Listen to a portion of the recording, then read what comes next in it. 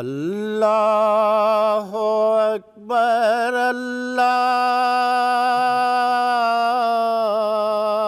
اکبر اللہ اکبر اللہ اکبر اشہد ان لا الہ الا اللہ اشہد ان لا الہ الا اللہ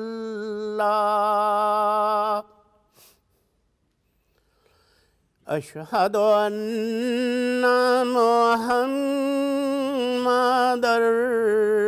رسول اللہ اشہد ان محمد رسول اللہ حی علی الصلاة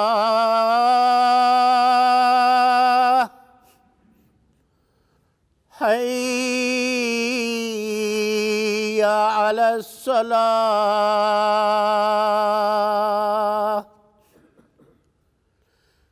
حی علی الفلاح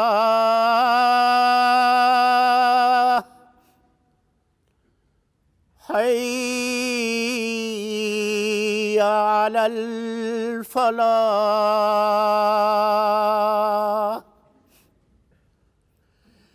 اللہ اکبر اللہ اکبر لا الہ الا اللہ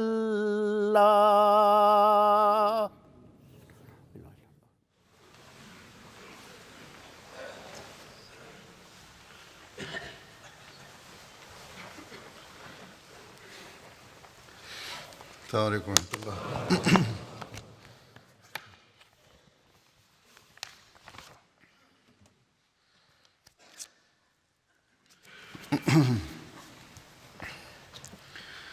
أشهد أن لا إله إلا الله وحده لا شريك له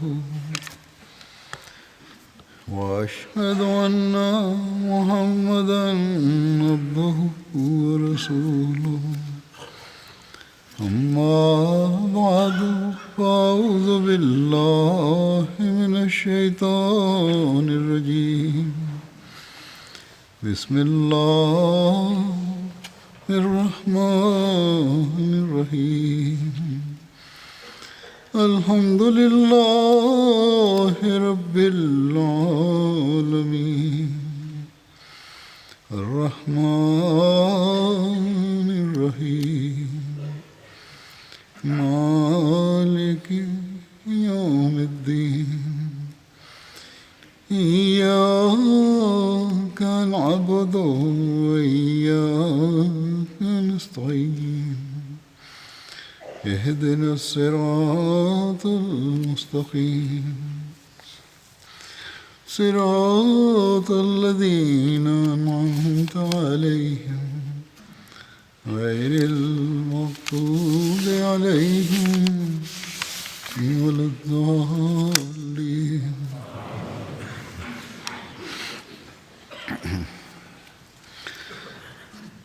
حضرت سعد بن عبادہ کا ذکر گزشتہ چند خطبوں سے چل رہا ہے۔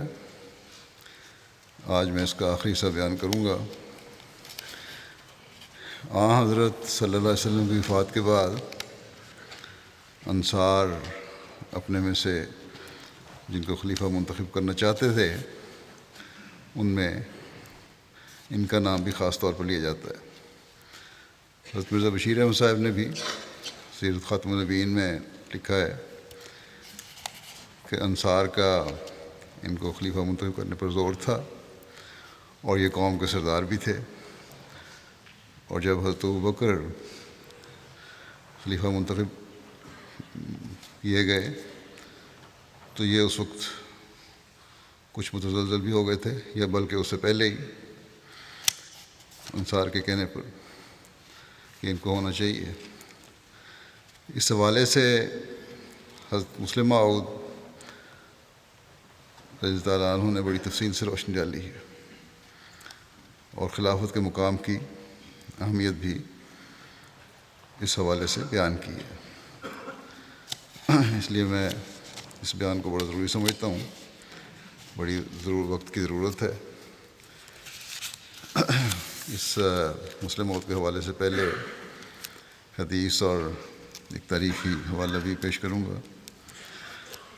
حمید بن عبد الرحمن کہتے ہیں کہ رسول اللہ صلی اللہ علیہ وسلم کے وصال کے وقت حضرت ابوبکر مدینہ منورہ کے نواب میں تھے۔ جب وہ آئے تو انہوں نے آپ صلی اللہ علیہ وسلم کے چہرے سے کپڑا ہٹا کر آپ کے چہرے مبارک کو چوما اور فرمایا، میرے ماں باپ آپ پر قربان، آپ زندہ ہونے اور وفات یافتہ ہونے کی حالت میں کس قدر پاکیزہ تھے۔ پھر کہا کہ رب کعبہ کی قسم، محمد صلی اللہ علیہ وسلم وفات پا چکے ہیں۔ اس کے بعد حضرت ابوبکر اور حضرت عمر رضی اللہ عنہما نے تیزی کے ساتھ ثقیفہ بنو ساعدہ کی طرف روانہ ہوئے۔ یہ دونوں وہاں پہنچے تو حضرت ابوبکر نے گفتگو شروع کی۔ آپ نے قرآن کریم میں انصار کی بابت جو کچھ نازل ہوا اس میں سے کچھ نہ چھوڑا، اور نبی کریم صلی اللہ علیہ وسلم نے انصار کی فضیلت کے بارے میں جو کچھ فرمایا تھا وہ سب بیان کیا۔ پھر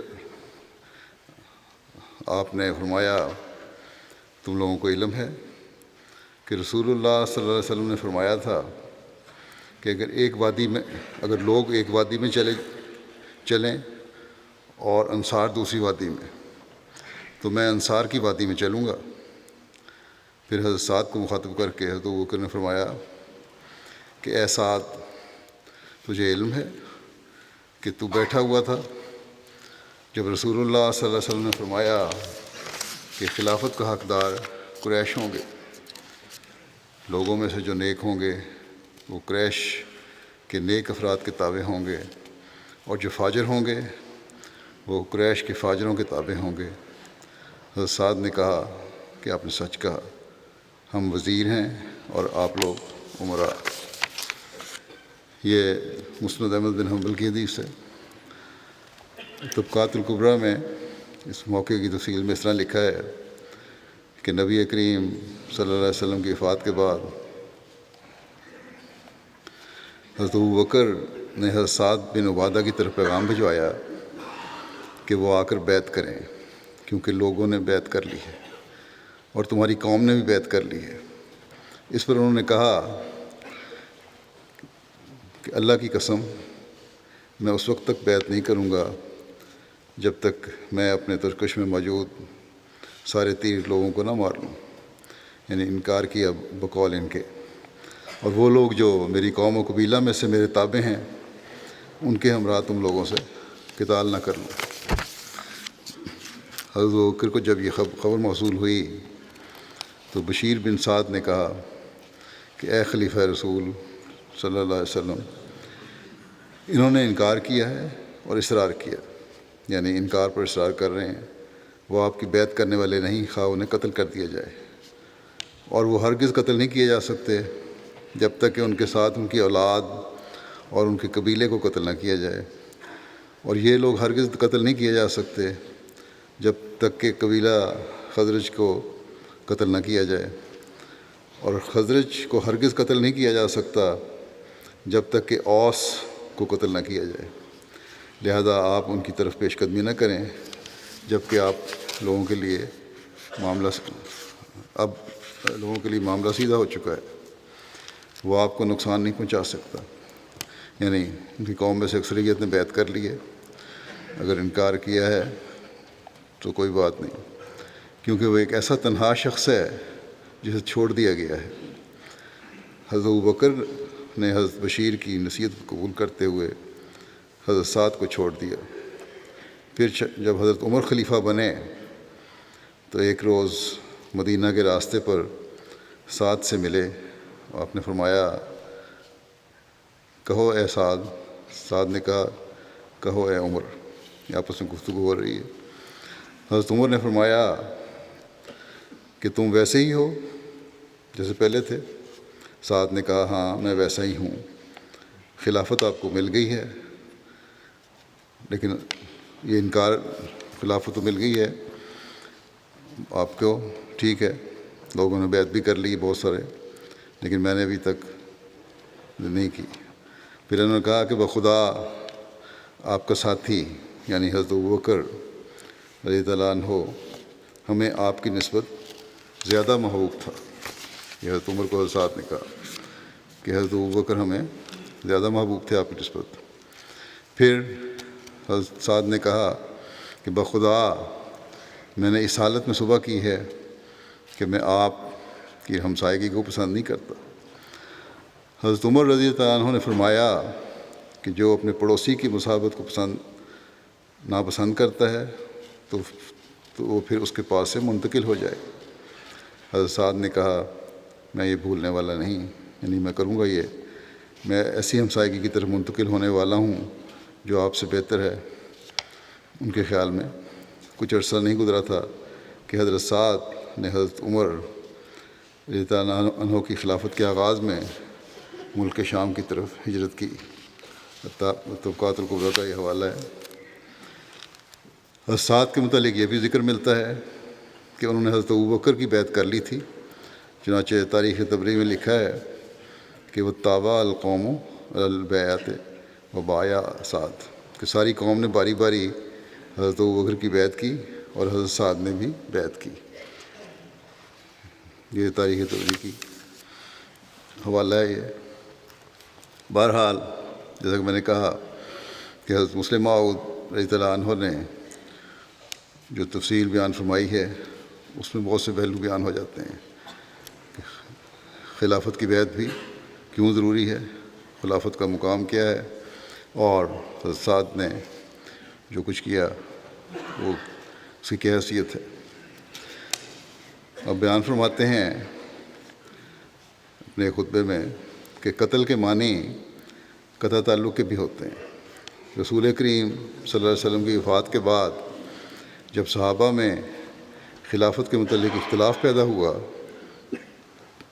انصار کا خیال تھا کہ خلافت ہمارا حق ہے، ہم اہل ولد ہیں، کم سے کم اگر ایک مہاجرین میں سے خلیفہ ہو تو ایک انصار میں سے ہو، یعنی دو ہوں.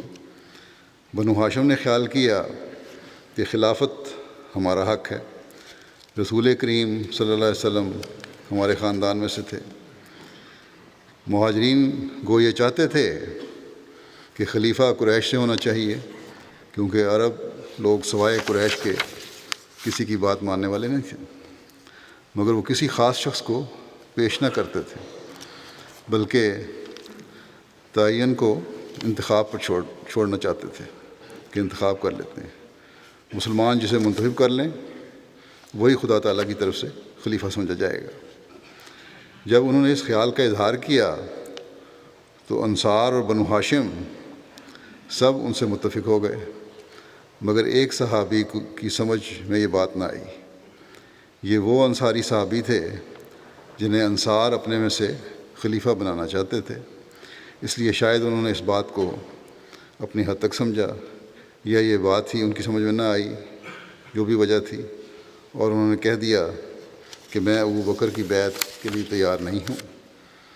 حضرت عمر کا اس موقع کے متعلق ایک قول بعض تاریخوں میں آتا ہے کہ آپ نے فرمایا کہ اقتلوا سعدا، یعنی سعد کو قتل کر دو، لیکن نہ انہوں نے خود ان کو قتل کیا نہ کسی اور نے.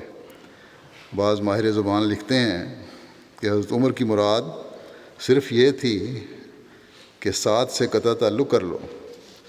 بعض تاریخوں میں یہ بھی لکھا ہے کہ حضرت سعد باقاعدہ مسجد میں آتے اور الگ نماز پڑھ کر چلے جاتے تھے، اور کوئی صحابی ان سے کلام نہ کرتا تھا۔ پس قتل کی تعبیر قطع تعلق اور قوم سے جدا ہونا بھی ہوتی ہے۔ حضرت مسلم موعود رضی اللہ عنہ سعد بن عبادہ کے واقعہ کی مزید تفصیل بیان فرماتے ہیں، اور جو پہلے جو میں نے اقتباس پڑھا ہے اس خطبے کے حوالے سے آپ فرماتے ہیں کہ میں نے پہلے ایک خطبے میں ایک انصاری صحابی کا ذکر کیا تھا کہ رسول کریم صلی اللہ علیہ وسلم کی وفات کے بعد بعض انصار کی تحریک تھی کہ انصار میں سے خلیفہ مقرر کیا جائے، لیکن جب مہاجرین نے خصوصاً حضرت ابوبکر رضی اللہ عنہ کو حضرت ابوبکر رضی اللہ عنہ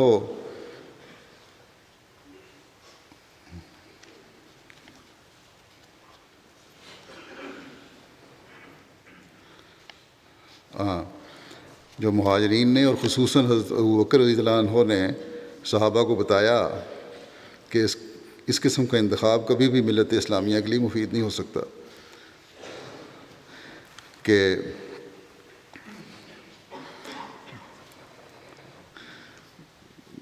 کیونکہ فرمایا کہ اور یہ کہ مسلمان کبھی اس انتخاب پر راضی نہیں ہوں گے۔ تو پھر یعنی انصار کو منتخب کرنے پہ تو پھر انصار اور مہاجر اس بات پر جمع ہوئے، اس بات پر متفق ہوئے کہ وہ کسی مہاجر کے ہاتھ پر بیعت کر لیں، اور آخر حضرت ابوبکر رضی اللہ عنہ کی ذات پر ان سب کا اتفاق ہوا۔ انصار پر تو اتفاق نہیں ہو سکتا تھا، ابوبکر نے وضاحت فرمائی، صحابہ نے بھی، بعض اور صحابہ نے وضاحت فرمائی، اور کیونکہ یہ مفید نہیں ہوگا۔ بہرحال یہ فیصلہ ہوا کہ مہاجر میں سے خلیفہ ہو، اور پھر حضرت ابوبکر رضی اللہ عنہ کی ذات پر ان سب کا اتفاق ہوا۔ حضرت مسلم فرماتے ہیں کہ میں نے اس وقت بتایا تھا کہ اس وقت جب سعد نے بیعت سے تخلف کیا تھا،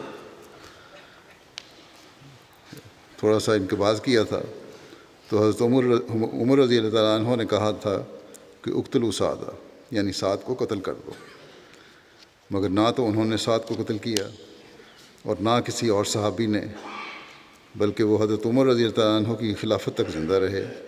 حضرت سعد حضرت عمر کی خلافت تک زندہ رہے، جیسا کہ پہلے اقتباس بیان ہو چکا ہے، اور حضرت عمر رضی اللہ عنہ کی خلافت میں شام میں فوت ہوئے، ہجرت کر لی تھی انہوں نے اور شام میں فوت ہوئے، جس سے ائمہ سلف نے استدلال کیا ہے کہ قتل کے معنی یہاں جسمانی قتل نہیں بلکہ قطع تعلق کے ہیں، اور عربی زبان میں قتل کے کئی معنی ہوتے ہیں۔ اردو میں بے شک قتل کے معنی جسمانی قتل کے ہی ہوتے ہیں، لیکن عربی زبان میں جب قتل کا لفظ استعمال کیا جائے تو وہ کئی معنوں میں استعمال ہوتا ہے، جن میں سے ایک معنی قطع تعلق کے ہیں، اور لغت والوں نے استدلال کیا ہے کہ حضرت عمر رضی اللہ عنہ کی مراد قتل سے قتل نہیں بلکہ قطع تعلق تھا، ان کو چھوڑ دیا جائے، ان سے بات چیت بند کر دی جائے، ورنہ اگر قتل سے مراد ظاہری طور پر قتل کر دینا تھا تو حضرت عمر رضی اللہ عنہ نے جو بہت جوشیلے تھے انہیں خود کیوں نہ قتل کر دیا، یا صحابہ میں سے کسی نے کیوں انہیں قتل نہ کیا، مگر جب کہ حضرت عمر رضی اللہ عنہ نے نہ صرف انہیں اس وقت قتل نہ کیا بلکہ اپنی خلافت کے زمانہ میں بھی قتل نہ کیا، اور بعض کے نزدیک تو وہ حضرت عمر کی خلافت کے بعد بھی زندہ رہے اور کسی صحابی نے ان پر ہاتھ نہ اٹھایا۔ تو بہرحال اس سے ظاہر ہوتا ہے کہ قتل سے مراد قطع تعلق ہی تھا، ظاہری طور پر قتل کرنا نہیں تھا، اور گو وہ صحابی عام صحابہ سے الگ رہے، حضرت سعد الگ ہو گئے ان سے، لیکن کسی نے ان پر ہاتھ نہیں اٹھایا. بس حضرت مسلم فرماتے ہیں کہ میں نے مثال دی تھی کہ رویا میں بھی اگر کسی کے متعلق قتل ہونا دیکھا جائے تو اس کی تعبیر قطع تعلق اور بائیکاٹ بھی ہو سکتی ہے. اپنے ایک حوالے خطبے کا ذکر کر رہے ہیں. بہرحال آگے فرماتے ہیں کہ مجھ سے ایک دوست نے بیان کیا ہے کہ ایک شخص نے اس خطبے کے بعد کہا کہ سعد نے گو بیعت نہیں کی تھی لیکن مشوروں میں انہیں ضرور شامل کیا جاتا تھا. یعنی بیعت نہ ہونے کے باوجود بھی حضرت ابوبکر رضی اللہ عنہ انہیں مشوروں میں شامل کرتے تھے. حضرت مسلم فرماتے ہیں اس شخص کی نے جو بات کی ہے اس بات حضرت سعد کے متعلق اس کے دو معنی ہو سکتے ہیں کہ یا تو میرے مفہوم کی تردید ہے، یعنی حضرت مسلم جو بیان کر رہے ہیں لغت کی تعریف قتل کی، یا اس کی دو معنی ہو سکتے ہیں کہ یا تو وہ میرے مفہوم کی تردید کر رہا ہے، یا یہ کہ یعنی کہ ایسا کوئی واقعہ نہیں ہوا، یا یہ کہ خلافت کی بیعت نہ کرنا کوئی اتنا بڑا جرم نہیں ہے. دوسری بات یہی ثابت کرنا چاہتا ہے یہ شخص کہ اگر خلافت کی بیعت نہ کی جائے تو کوئی بڑا جرم نہیں ہے، کیونکہ سعد نے گو بیعت نہیں کی تھی مگر مشوروں میں شامل ہوا کرتے تھے. آپ فرماتے ہیں کسی شاعر نے کہا ہے کہ تا مرد سخن نہ گفتہ باشد عیب و ہنرش نہ ہفتہ باشد. انسان کے عیب و ہنر اس کی بات کرنے تک پوشیدہ ہوتے ہیں. جب انسان بات کر دیتا ہے تو کئی دفعہ اپنے عیوب ظاہر کر دیتا ہے. خاموش ہو عیب چھپے رہتے ہیں. باتیں کر دیتا ہے بعض دفعہ بیوقوفوں والی تو عیب ظاہر ہو جاتے ہیں. آپ کہتے ہیں کہ اس شخص کا یعنی اس شخص نے جس نے یہ تعریف کی تھی کہ حضرت سعد مشورے میں شامل ہوتے تھے یا حضرت مسلم موعود کے خطبے پہ تبصرہ کیا تھا کہ اس شخص کا بات کرنا بھی یہی معنی رکھتا ہے کہ یا تو وہ خلافت کی بیعت کی تخفیف کرنا چاہتا ہے یا اپنے علم کا اظہار کرنا چاہتا ہے. لیکن یہ دونوں باتیں غلط ہیں. علم کے اظہار کا کوئی فائدہ نہیں ہو سکتا کیونکہ یہ بات اتنی ہی غلط ہے کہ ہر عقل مند اس کو سن کر سوائے مسکرا دینے کے اور کچھ نہیں کر سکتا.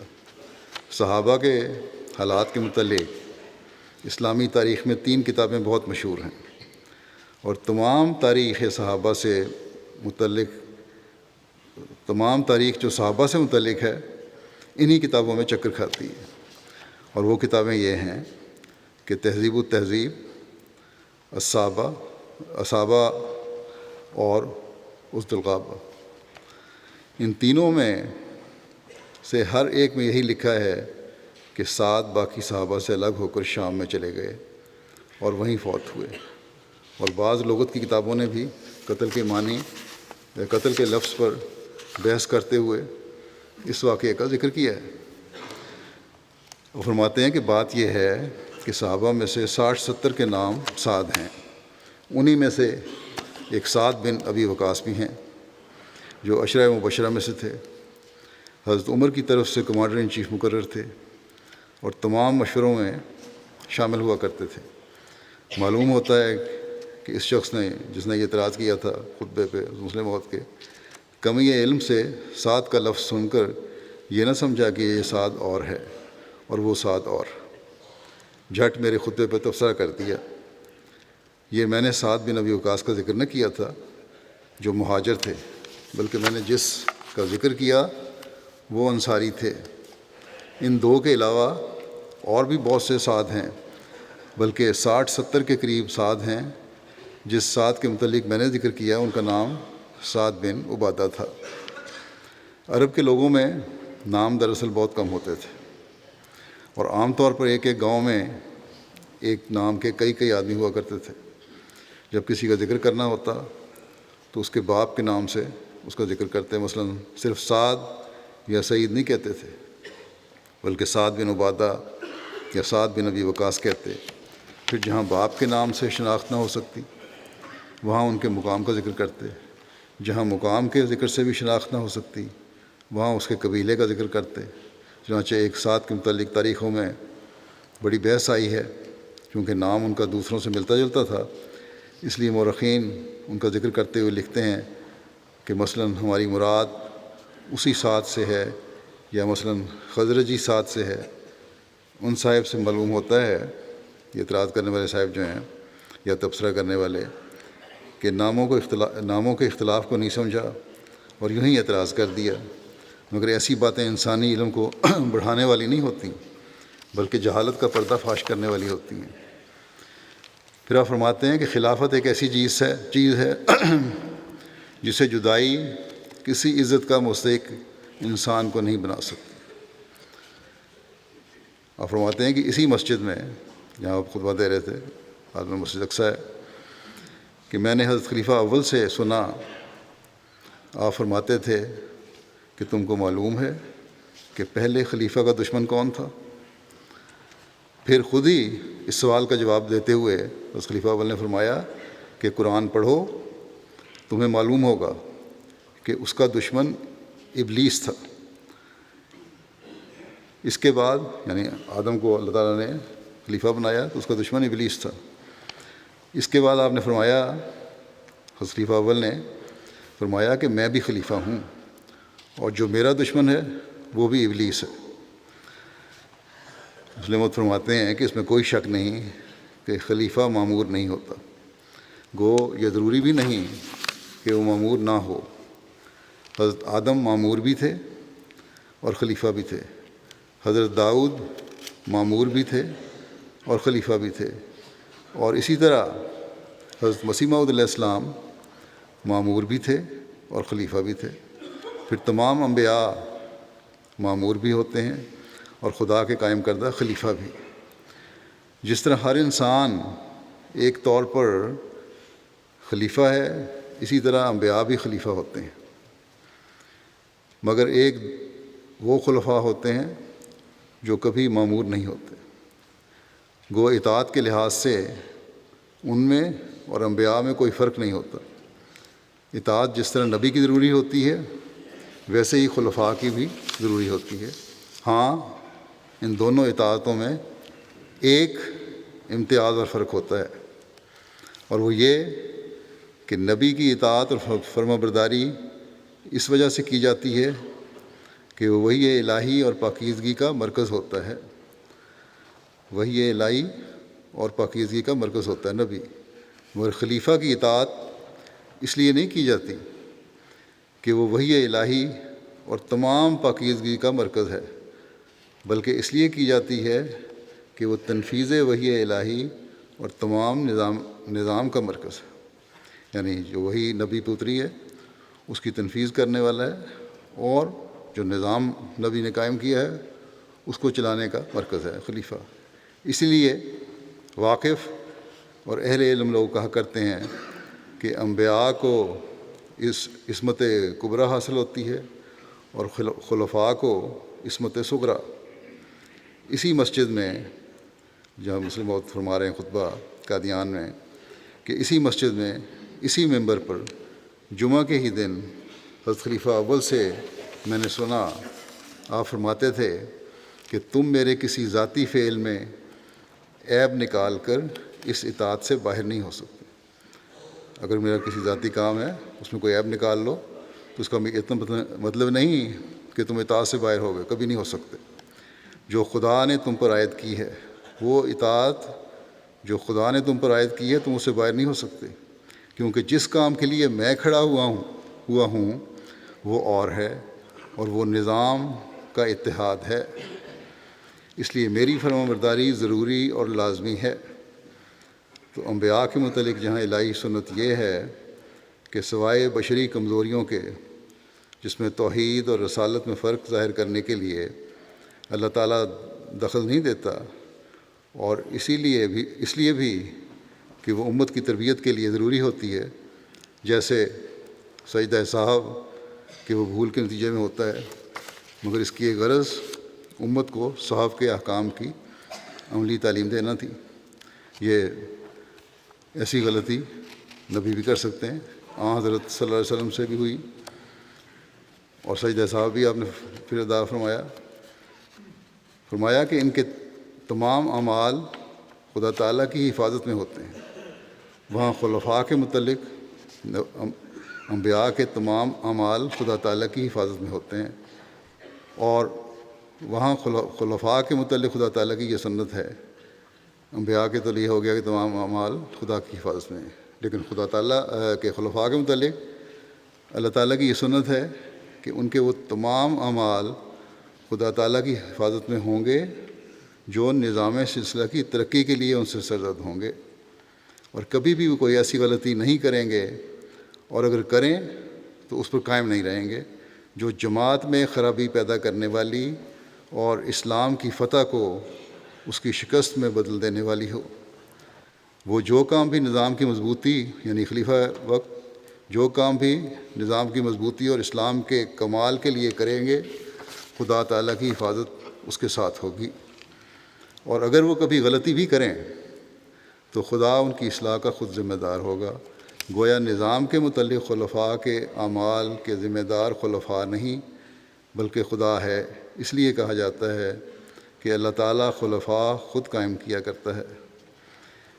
اس کا یہ مطلب نہیں کہ خلفاء وہ غلطی نہیں کر سکتے، یعنی خلفاء غلطی نہیں کر سکتے، بلکہ مطلب یہ ہے کہ یا تو انہی کی زبان سے یا عمل سے خدا تعالیٰ اس غلطی کی اصلاح کرا دے گا، یا اگر ان کی زبان یا عمل سے غلطی کی اصلاح نہ کرائے تو اس غلطی کے بد نتائج کو بدل ڈالے گا، یعنی اس کے نتائج بد نہیں نکلیں گے۔ پھر فرمایا کہ اگر اللہ تعالیٰ کی حکمت چاہے کہ خلفاء کبھی کوئی ایسی بات کر بیٹھیں جس کے نتائج بظاہر مسلمانوں کے لیے مضر ہوں، اور جس کی وجہ سے بظاہر جماعت کے متعلق خطرہ ہو کہ وہ بجائے ترقی کرنے کے تنزل کی طرف جائے گی، تو اللہ تعالیٰ نہایت مخفی سامانوں سے اس غلطی کے نتائج کو بدل دے گا، اور جماعت بجائے تنزل کے ترقی کی طرف قدم بڑھائے گی، اور وہ مخفی حکمت بھی پوری ہو جائے گی جس کے لیے خلیفہ کے دل میں ذہول پیدا کیا گیا تھا، یعنی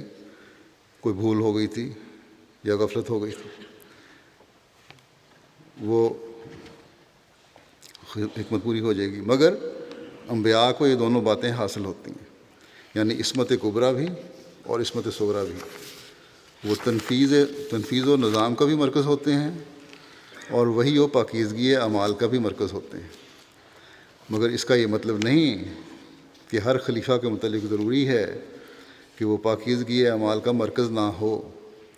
ہاں، یہ ہو سکتا ہے کہ پاکیزگی اعمال سے تعلق رکھنے والے بعض افعال میں وہ دوسرے اولیاء سے کم ہو، ممکن ہے۔ پس جہاں ایسے خلفاء ہو سکتے ہیں جو پاکیزگی اعمال کا مرکز ہوں اور نظام سلسلہ کا مرکز بھی، وہاں ایسے خلفاء بھی ہو سکتے ہیں جو پاکیزگی اور ولایت میں دوسروں سے کم ہوں، لیکن نظامی قابلیتوں کے لحاظ سے دوسروں سے بڑے ہوئے ہوں۔ مگر ہر حال میں ہر شخص کے لیے ان کی اطاعت فرض ہوگی، چونکہ نظام کا ایک حد تک جماعتی سیاست کے ساتھ تعلق ہوتا ہے۔ اب جماعتی سیاست سے لوگ ایک دم چونک گئے ہوں گے، بعضوں کو خیال آیا ہوگا جماعتی سیاست کیا ہوئی۔ یہاں لفظ سیاست سے مراد عمومی طور پر ہمارے زبان میں کیا ہمارے عام طور پر مفہوم جو لیا جاتا ہے وہ منفی رنگ لیا جاتا ہے، اور منفی رنگ میں ہی استعمال ہوتا ہے۔ کچھ سیاستدانوں نے اس لفظ کو بدنام کر دیا ہے کہ جوڑ توڑ کرنا اور نقصان پہنچانا یا صحیح کام نہ کرنا، لیکن حقیقت میں جو لغت میں اس کا مطلب ہے اس سے مراد یہ ہے کہ نظام چلانے کا طریق، صحیح رنگ میں نظام چلانا، اس کو سیاست کہتے ہیں۔ پھر حکمت عملی سے کام کرنا، یہ ہے اس کا مطلب۔ برائیوں کو روکنے کے لیے نظام کو قائم کرنا، یہ ہے اس کا مطلب۔ عقل اور حکمت سے کام کو چلانا، بین الاقوامی معاملات کو صحیح رنگ میں ادا کرنے کی صلاحیت ہونا، یہ سیاست ہے۔ گویا تمام مثبت باتیں اس لفظ کا مطلب ہیں، لیکن جیسا کہ میں نے کہا کہ بدقسمتی سے ہم اصلی معنوں کو بھول کر سیاستدانوں کے عمل کی وجہ سے اور اپنی غلط حرکتوں کی وجہ سے منفی مطلب لیتے ہیں۔ لیکن بہرحال یہاں حضرت مسلم موعود نے جو لفظ استعمال کیا ہے سیاست، وہ مثبت رنگ میں استعمال کیا ہے، اور وہ ساری وہ باتیں ہیں جو میں نے بیان کی کہ نظام کو چلانے کے لیے جو عقل اور حکمت اور دانائی اور صلاحیتیں ہونی چاہیے، اس کا مطلب یہ ہے۔ فرمایا کہ چونکہ نظام کا ایک حد تک جماعتی سیاست کے ساتھ تعلق ہوتا ہے، اس لیے خلفاء کے متعلق غالب پہلو یہ دیکھا جاتا ہے کہ وہ نظامی پہلو کو برتر رکھنے والے ہوں، نظامی پہلو کو سب سے اوپر رکھیں۔ گو ساتھ ہی، یعنی یہاں وضاحت بھی کر دی آپ نے اس بات کی، گو ساتھ ہی یہ بھی ضروری ہے کہ دین کے استحکام اور اس کے مفہوم کے قیام کو بھی مد نظر رکھیں۔ نظام جماعت چلانا بھی فرض ہے خلیفہ وقت کا، اور ساتھ ہی دین کے استحکام اور اس کے قیام کو بھی سامنے رکھنا ضروری ہے ان کے لیے۔ اس لیے خدا تعالیٰ نے قرآن مجید میں جہاں خلافت کا ذکر کیا، وہاں بتایا ہے کہ وَلَا يُمَكِّنَنَّ لَهُمْ دِينَهُمُ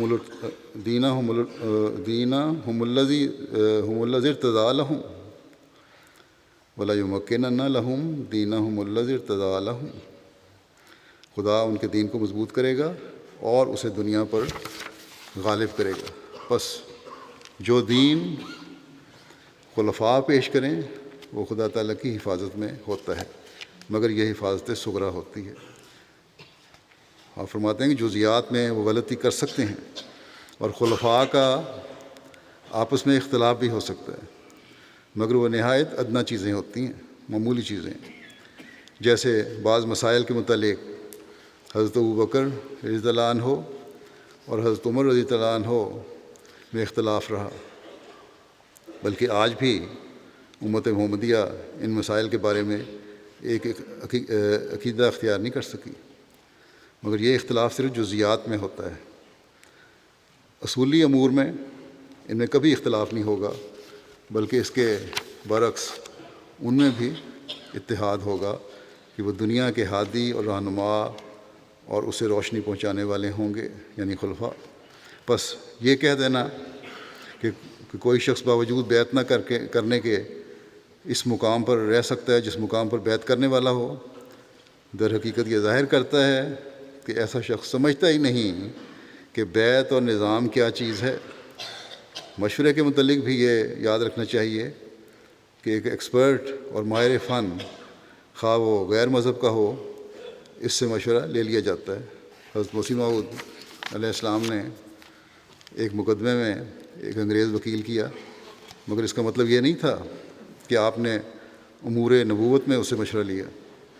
جنگ احزاب ہوئی تو اس وقت رسول کریم صلی اللہ علیہ وسلم نے حضرت سلمان فارسی رضی اللہ عنہ سے مشورہ لیا اور فرمایا کہ تمہارے ملک میں جنگ کے موقع پر کیا کیا جاتا ہے؟ انہوں نے بتایا کہ ہمارے ملک میں تو خندق کھود لی جاتی ہے۔ آپ نے فرمایا یہ بہت اچھی تجویز ہے، چنانچہ خندق کھودی گئی، اور اس لیے اسے غزوہ خندق بھی کہا جاتا ہے۔ مگر باوجود اس کے ہم نہیں کہہ سکتے کہ سلمان فارسی فنون جنگ میں رسول کریم صلی اللہ علیہ وسلم سے زیادہ ماہر تھے۔ انہیں فنون جنگ میں مہارت کا وہ مقام کہاں حاصل تھا جو محمد صلی اللہ علیہ وسلم کو حاصل تھا، یا محمد صلی اللہ علیہ وسلم نے جو کام کیے وہ کب حضرت سلمان فارسی نے کیے؟ بلکہ خلفاء کے زمانے میں بھی انہیں کسی فوج کا کمانڈر ان چیف نہیں بنایا گیا، یعنی سلمان فارسی کو، حالانکہ انہوں نے لمبی عمر پائی تھی۔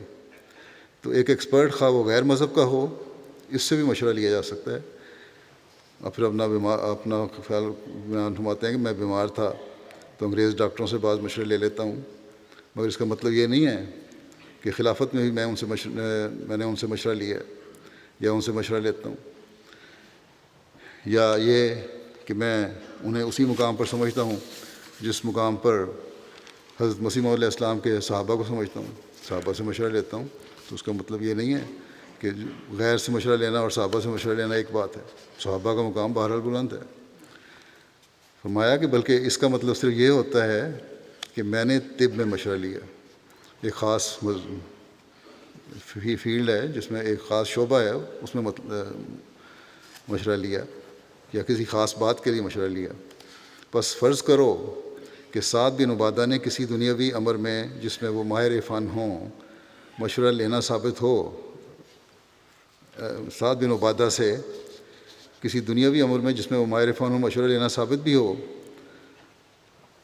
تو یہ نہیں کہا جا سکتا، تب بھی یہ نہیں کہا جا سکتا کہ وہ مشوروں میں شامل ہوتے تھے، مگر ان کے متعلق تو کوئی صحیح روایت ایسی نہیں جس میں ذکر آتا ہو کہ وہ مشوروں میں شامل ہوتے تھے، بلکہ مجموعی طور پر روایات یہی بیان کرتی ہیں کہ وہ مدینہ چھوڑ کر شام کی طرف چلے گئے تھے اور صحابہ پر یہ اثر تھا کہ وہ اسلامی مرکز سے منقطع ہو چکے ہیں۔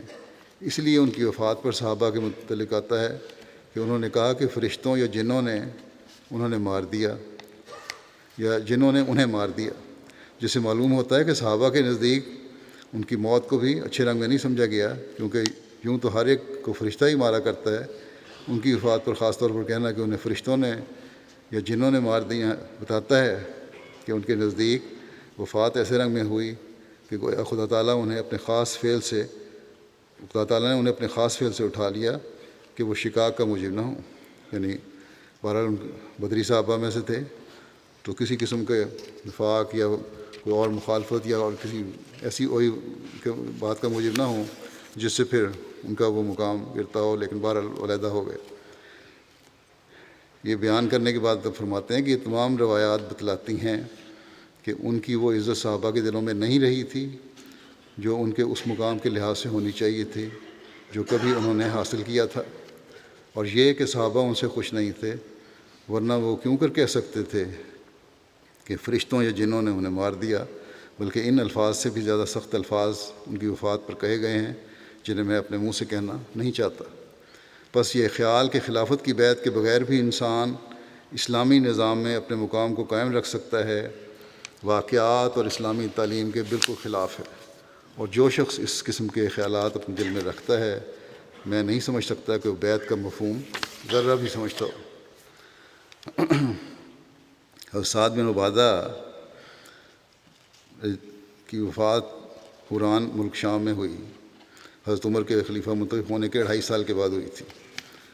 علامہ ابن حجر اسقلانی کے مطابق ان کی وفات شام کے شہر بصرہ میں ہوئی تھی۔ یہ شام کا پہلا شہر تھا جو مسلمانوں نے فتح کیا تھا۔ مدینہ میں ان کی موت کا علم اس وقت ہوا، یہ روایت آتی ہے کہ پتہ نہیں لگا یہاں مدینہ میں کس طرح علم ہوا، کہ جب بیر منبع یا بیر سکن یہ کنویں تھے، انہیں دوپہر کی سخت گرمی میں چھلانگیں لگانے والے لڑکوں میں سے ایک نے کنویں میں سے کسی کو یہ کہتے ہوئے سنا کہ قد قتلنا سید الخزرج سعد بن عبادہ ورمیناہ بسہمین فلم تقت فؤادو، کہ ہم نے خزرج کے سردار سعد بن عبادہ کو قتل کر دیا، ہم نے اسے 2 تیر مارے، ہم نے اس کے دل پر نشانہ لگانے سے خطا نہ کیا۔ لڑکے ڈر گئے اور لوگوں نے اس دن کو یاد رکھا۔ لوگوں نے اسے وہی دن پایا جس روز حضرت سعد کی وفات ہوئی تھی۔ سعد بیٹھے پیشاب کر رہے تھے کہ انہیں قتل کر دیا گیا اور وہ اسی وقت وفات پا گئے۔ حضرت سعد بن عبادہ کی وفات حضرت عمر کے دور خلافت میں ہوئی۔ ان کی وفات کے سال میں اختلاف ہے، بعض روایات کے مطابق 14 ہجری میں اور بعض کے مطابق 15 ہجری میں اور بعض کے مطابق وفات 16 ہجری میں ہوئی۔ حضرت سعد کی قبر دمشق کے قریب نشیبی جانب واقع ایک گاؤں منیہ میں ہے۔ طبقات الکبریٰ کا یہ حوالہ۔ اب اس کے بعد میں 2 مرحومین کا ذکر کروں گا جن کا بھی جنازہ بھی پڑھاؤں گا انشاءاللہ۔ پہلے ہیں مکرم سید محمد سرور شاہ صاحب جو صدر امام احمدیہ قادیان کے ممبر تھے۔ 8 جنوری کو 85 سال کی عمر میں وفات پا گئی۔ انا للہ و انا الیہ راجعون۔ گزشتہ کچھ عرصے سے کینسر کے مرض میں مبتلا تھے، لیکن بڑی ہمت سے، صبر سے، حوصلے سے انہوں نے بیماری کا سامنا کیا اور آخر تک اپنے فرائض منصبی آسن رنگ میں ادا کرنے کی کوشش کرتے رہے، ابھی بیماری کو آڑے نہیں آنے دیا۔ آپ موضع سونگڑا صوبہ اوڈیشہ کے ایک معروف مخلص احمدی خاندان سے تعلق رکھتے تھے۔ ان کے پڑنانا حضرت سید عبدالرحیم صاحب حضرت مسیح موعود علیہ السلام کے صحابی تھے، اور نانا مکرم مولوی عبدالعلیم صاحب مرحوم ایک جید عالم دین تھے اور شاعر بھی تھے، اور آپ کی ولادت پر آپ کے والد نے اپنے خود سے نام تجویز کرنے کی درخواست کی تو انہوں نے بتایا کہ میں نے خواب میں سید سرور شاہ صاحب کو دیکھا ہے کہ ہمارے گھر آئے ہیں، اس لیے اس کا نام بھی سید سرور رکھ لیں۔ ابتدائی تعلیم کے بعد جو انہوں نے ضلع کٹک میں حاصل کی، بی اے پاس کیا، پھر پرائیویٹ اسکول میں ہیڈ ماسٹر ہو گئے، اس کے بعد ریشہ ہائی کورٹ میں اسسٹنٹ رہے، پھر آڈٹ آفس کے عہدے پر فائز رہے، اور ریٹائرمنٹ کے بعد ہی 1995 میں جماعتی خدمت کے لیے اپنے آپ کو وقف کیا۔ خلیفۃ مسیح رابع نے 1996 میں ان کو بعض کام ان کے سپرد کیے، ان کا انچارج بنایا، ان کو عمرہ کی بھی توفیق ملی، مرکزی آڈیٹر اور کئی معاملات میں ون مین کمیشن کے طور پر خلیفۃ مسیح رابع نے ان کو مقرر فرمایا، اور پھر یہ آخر تک اسی آڈیٹر کے عہدے پر رہے، اور مرحوم کو 9 سال تک بطور صدر قضاء بورڈ خدمت کی توفیق ملی۔ اسی طرح کئی اہم مرکزی کمیٹیوں کے صدر اور ممبر بھی رہے، اور وفات تک صدر احمدیہ کے ممبر ہونے کی توفیق پائی۔ انتظامی صلاحیت بڑی اچھی تھی، لمبا عرصہ مرکزی آڈیٹر کے طور پر بھی خدمت کی توفیق ملی۔ جیسا کہ میں نے کہا، خلیفۃ مسیح رابع رحمہ اللہ تعالیٰ نے ان کو ایک خط میں فرمایا کہ آپ خوب کام کر رہے ہیں، جزاکم اللہ احسن جزا، بلا خوف اظہار حقیقت کرنے کی ادا بہت پسند آئی آپ کی، ماشاء اللہ بڑے باریک اور اہم پہلوؤں پر نظر جاتی ہے۔ آپ اسی طرح اپنے پروگرام کے مطابق اپنا کام کرتے رہیں، اور آپ کو اس سے کوئی روک نہیں سکتا۔ اللہ آپ کو اس وقت ان کو دعا بھی دی صحت اور عمر کی۔ ناظم صاحب دارالقضاء بیان کرتے ہیں قادیان کے کہ قضاء کے جملہ کارکنان کے ساتھ بہت محبت کا تعلق رہا، بورڈ میں زیر کارروائی مقدمات میں حتی الامکان جلد فیصلہ کرنے کی کوشش کرتے تھے، موصوف بہت احتیاط کے ساتھ مثل کا جائزہ لیتے تھے، انصاف پر مبنی فیصلہ کروانے کی ہر ممکن کوشش کرتے تھے، صاحب الرائے اور حساس معاملات میں صاحب الرائے تھے، اور حساس معاملات میں اللہ تعالیٰ سے رہنمائی کے طالب رہتے تھے۔ ان کے داماد ہیں ڈاکٹر طارق صاحب، میڈیکل افسر ہیں، سینئر میڈیکل افسر نور ہسپتال قادیان کے، کہتے ہیں کہ قاعدگی سے تہجد ادا کرنے کے علاوہ مسجد مبارک میں نمازیں بر وقت ادا کرتے تھے۔ ہاتھ پیر جب لڑکھانے لگے، صحیح طرح چل نہیں سکتے تھے، دوسروں کے سہارے مسجد جاتے تھے۔ نماز جمعہ میں ہمیشہ وقت پر جا کر پہلی صف میں بیٹھتے تھے۔ نماز مغرب سے عشاء تک مسجد میں بیٹھ کر نوافل دعاؤں اور تسبیحات میں مشغول رہتے تھے۔ ناظر اعلیٰ قادیان نے بھی لکھا ہے، ان کی خوبیاں بہت تھیں، بڑی ملنساری تھی، مہمان نوازی تھی، بڑی انتھک محنتی انسان تھے، غریبوں کے ہمدرد تھے، اور اپنے افسران بالا کے نہایت مطیع اور فرمانبردار تھے۔ خلافت سے وابستگی گہری تھی، اور دوسروں کو بھی اس کی تلقین کیا کرتے تھے خلافت سے وابستہ رہنے کی۔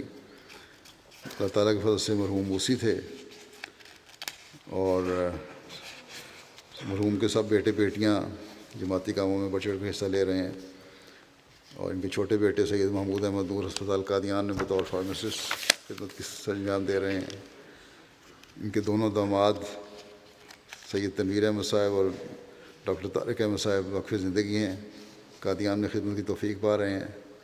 اسی طرح چھوٹے داماد جو ہیں سید حسن خان، وہ ریٹائرمنٹ کے بعد وہ بھی جماعت کی خدمت رضاکارانہ طور پر کر رہے ہیں۔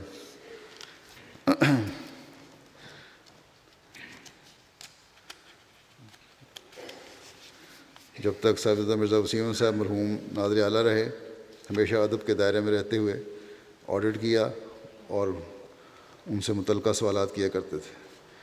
کہا کرتے تھے کہ سارے قادیان میں میاں صاحب جیسا محبت کرنے والا وجود کوئی نہیں تھا۔ دارالمسیح میں رہتے تھے، اور میاں صاحب ان کا بڑا خیال رکھا کرتے تھے۔ بعض اوقات ان کی محبتوں اور شفقتوں کو یاد کر کے رو پڑا کرتے تھے۔ شاہ صاحب درویشان قادیان کا بڑا احترام کرتے تھے، اور خود بھی بڑا عاجزی سے اور درویشی کی زندگی گزاری ہے انہوں نے۔ طلباء جامعہ احمدیہ سے بڑی محبت کا سلوک تھا، علماء کی بڑی عزت فرمایا کرتے تھے۔ اللہ تعالیٰ مرحوم کے درجات بلند فرمائے، اور ان کی اولاد کو بھی ان کے نقش قدم پر چلنے کی توفیق عطا فرمائے۔ دوسرا جنازہ جو پڑھا جائے گا وہ ہے محترمہ شوکت گوہر صاحبہ، جو ڈاکٹر لطیف احمد قریشی صاحب ربا کی اہلیہ تھیں اور مولانا عبدالمالک خان صاحب مرحوم کی بیٹی تھیں. یہ 5 جنوری کو ربا میں ان کی 77 سال کی عمر میں وفات ہو گئی. انا للہ و انا الیہ راجعون. اللہ کے فضل سے آپ بھی موسیہ تھیں. آگرے میں یہ پیدا ہوئی تھیں اور وہاں اس دنوں میں ان کے والد مولانا عبدالمالک خان صاحب بطور مربی متعین تھے. پھر یہ والدین کے ساتھ حیدرآباد دکن میں رہیں. قیام پاکستان کے بعد کراچی شفٹ ہو گئے. انہوں نے ابتدائی تعلیم کراچی میں حاصل کی اور بڑی تعلیم میں پڑھائی میں بہت ہوشیار تھیں. ہمیشہ اچھی پوزیشن لیا کرتی تھیں. بڑی چھوٹی عمر سے خدمت سلسلہ کا ان کو شوق تھا. ناصرات کی سیکرٹری بنی تو وہاں کراچی کی ناصرات کو صف اول میں لے آئیں. پھر جب ان کا نکاح ہوا ہے ڈاکٹر لطیف قریشی صاحب کے ساتھ 1961 میں، اس کے بعد وہ میڈیکل کالج میں پڑھ رہے تھے. اس کے بعد جب وہ انگلستان آ گئے تو یہاں ان کے ساتھ رخصت ہو کر آئیں. پھر یہاں تعلیم مکمل کرنے کے بعد ڈاکٹر صاحب نے تقریباً اسی ثالث رحمہ اللہ تعالیٰ کو جب لکھا تو انہوں نے آپ کو کہا کہ پاکستان آئیں اور فضل عمر اسپتال میں ان کا تقرر فرمایا. انہوں نے بھی اپنے خاوند کے ساتھ بڑی بشاشت سے ربا جا کر وہاں خدمت شروع کی اور خدمت سلسلہ کے مواقع بھی ان کو میسر آئے. لجنہ کا بہت کام انہوں نے وہاں کیا ہے اور ربا کا ان کے زمانے میں رہنے والا ہر شخص، ہر عورت میرا خیال ہے ہر بچی بھی جانتی ہوگی ان کی خدمات کو.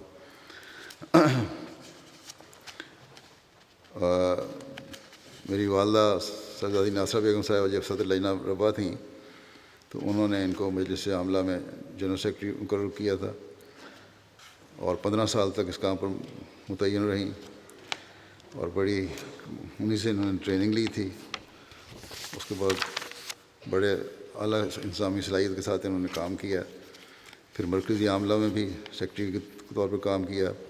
پھر ان کو میں نے جنرل سیکرٹری مرکزیہ پاکستان مرکز کا مقرر کیا 6 سال تک. یہ وہاں بھی انہوں نے بڑی اعلیٰ خدمات سر انجام دی ہیں اور اپنی علالت کی وجہ سے لجنہ کا کام چھوڑنا پڑا، لیکن پھر بھی موقع ملتا رہتا تھا، خدمت کرتی رہتی تھی کسی نہ کسی طریقے سے.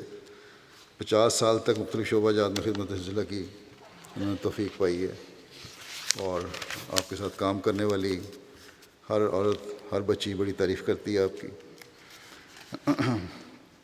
ہمسایوں کے ساتھ حسن سلوک، غریبوں اور ضرورت مندوں کا خیال، مہمان نوازی، چندوں کی خاص طور پر ادائیگی اور توجہ اور پہلی فرصت میں ادا کرنا، یہ سب ان کا خاصیت تھی. بلکہ وقفی عید کی ادائیگی کا اعلان اس سال بھی انہوں نے جب کیا تو اپنا چندہ اسی پر ادا کر دیا. وفات سے چند دن پہلے 5 کو وفات ہوئی ہے اور یکم کو اعلان ہوا تو فوراً ادا کیا پہلے. ڈاکٹر قریشی صاحب لکھتے ہیں کہ مرحومہ نے 50 سالہ دور میں رفاقت میں بہترین بیوی، بہترین ماں، بہترین بہن اور بہترین بیٹی کے طور پر اپنے حقوق ادا کیے. ایک چیز یہاں لکھنے والے نے چھوڑ دی ہے، ڈاکٹر صاحب نے بیان نہیں کی کہ بہترین بہو بھی تھیں، شاید غلطی سے رہ گیا، اور ان کی ساس اور سسر ان کے ساتھ رہے اور بلکہ ساتھ اب تک حیات ہیں. تو ان کی انہوں نے خدمت کی، بیماری میں بھی خدمت کی اور ماں کی طرح ان کو رکھا. الغرض آپ مثالی زندگی گزارنے کے بعد اس دنیا سے رخصت ہوئی تھیں. بیماری بہت لمبی تھی، اس کے باوجود گھر کے کاموں میں دلچسپی لیتی اور ان کو مکمل کرتی. بیماری میں کبھی شکوہ زبان پر نہیں آیا، بیماری کو صبر کے ساتھ برداشت کیا. خلافت کے ساتھ گہرا تعلق تھا کہ پسماندگان میں ان کے خاوند ڈاکٹر لطیف قریشی صاحب کے علاوہ 3 بیٹے اور 2 بیٹیاں ہیں اور 2 بیٹے اور 1 بیٹی ڈاکٹر ہیں، انجینئر ہیں. ایک بیٹا، سارے پڑھے لکھے ہیں، ان کو پڑھایا، سخت حالات میں پڑھایا اور یہ بچوں کو بتایا کہ تمہیں کسی بیٹی نے ان کو ایک دفعہ کہا کہ آپ کبھی زیور نہیں پہنتی، کوئی اچھا لباس نہیں بناتی. انہوں نے کہا جو میں بچت کرتی ہوں تم لوگوں کی تعلیم پہ خرچ کرتی ہوں اور میں چاہتی ہوں یہی میرا زیور اور یہی میرا لباس ہے اعلیٰ. اگر تم لوگ پڑھ لکھ جاؤ اور جماعت کے لیے بھی مفید بن جاؤ، مفید وجود بنو اور اپنے آپ کو بھی سنبھالنے والے ہو. بڑی سچی رویا اور کچھ دیکھنے والی تھیں صاحب رویا کشوف بھی تھیں. کئی خوابیں ہیں ان کی جو ان کے بچوں نے لکھی ہیں، پوری ہوئیں. ایک بیٹی کو داخلے کے وقت بتایا کہ تمہارا فلاں میڈیکل کالج میں داخلہ ہوگا، میں نے خواب میں دیکھا ہے، اور وہیں ان کو داخلہ ہوا. اسی طرح اور بہت بے شمار ہیں خوابیں ان کی. اللہ کے فضل سے بڑی نیک خاتون تھیں،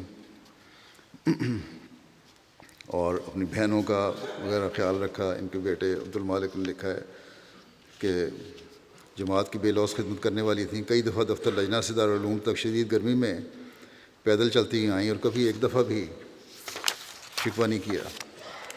اور عید کے موقع پر ہمیشہ قریبی اور دور کے ہمسایوں میں کو گھر سے میٹھا بنا کر بھیجا کرتی تھیں، اور ہمیشہ یہ کہتی تھیں کہ اگر ہم دین سے وابستہ رہیں گے تو اللہ تعالیٰ کبھی ہمیں ضائع نہیں کرے گا.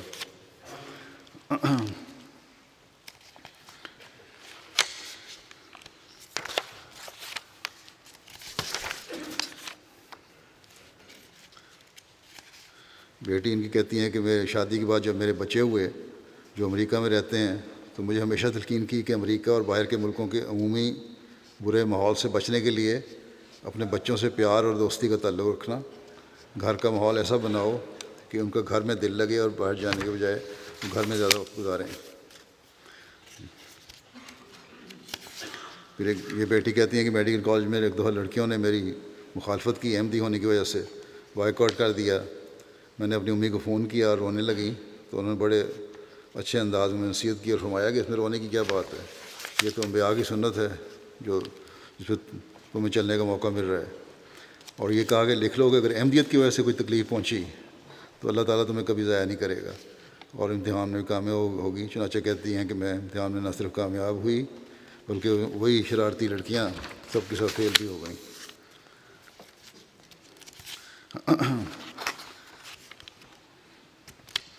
اللہ تعالیٰ مرحومہ کے درجات بلند فرمائے اور ان کے بچوں کو بھی ان کے نقش قدم میں چلنے کی توفیق عطا فرمائے. نیک ہوں، صالح ہوں، خادم دین ہوں اور خلافت سے ہمیشہ تعلق رکھنے والے، وفا کا تعلق رکھنے والے ہوں.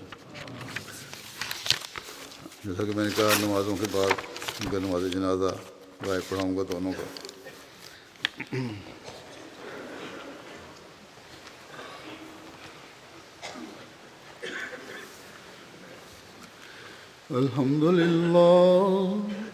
الحمد لله نحمده ونستعينه ونستغفره ونؤمن به ونتوكل عليه ونعوذ بالله من شرور أنفسنا ومن سيئات أعمالنا. من يهده الله فلا مضل له ومن يضلل فلا هادي له. ونشهد أن لا إله إلا الله ونشهد أن محمدا عبده ورسوله. عباد الله رحمكم الله، إن الله يأمر بالعدل والإحسان وإيتاء ذي القربى وينهى عن الفحشاء والمنكر والبغي يعظكم لعلكم تذكرون. اذكروا الله يذكركم وادعوه يستجب لكم ولذكر الله أكبر.